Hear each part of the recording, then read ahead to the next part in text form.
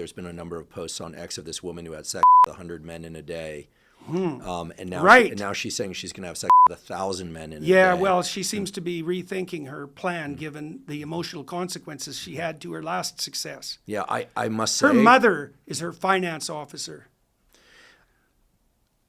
I'm speechless. That's for sure. I'm speechless. My response to the her kind of post 100 men thing was, it was hard for me to know to what extent that was part of the whatever the performance. Probably hard for whatever her it to was, know, you too. know. So it was hard for me to discern what was really going on there. I'm not a psychologist, but anyone who saw that would say this is a pretty dark situation.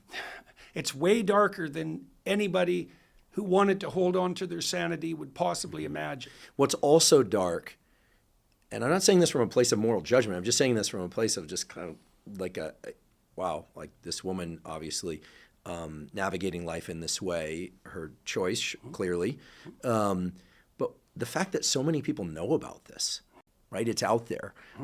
Just like seeing somebody, pushing the envelope. Just like seeing somebody in cold blood. We could talk about That's that right. recently, a video and those had been available before, but those two things kind of leveled up or leveled down, you know, one's idea of what humans are capable of by allowing so many people. What's acceptable or desirable. That's right. The threshold shifted. That's for sure. Maybe that's what I'm looking for. The threshold shifted. That young woman who's betrayed herself in the deepest possible manner, and all of the people that are following her, and all the young women who are influenced by her. So you have this figure on the back of the degenerate state. That's the degenerate feminine. Female sexuality commoditizes when the masculine state degenerates. That's a sign of the end of things. And that makes perfect sense because, well, why wouldn't female sexuality commoditize when the masculine is no longer reliable?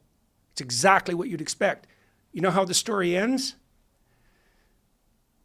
There's another element to it. The degenerate state offers Babylon as enticement for its degeneration. You can have everything you want on the sexual side. At the end of that sub-story, the state, the beast, kills the prostitute. And so what that means is that the long-term consequences of sacrificeless sexual satiety is that sexuality itself is destroyed.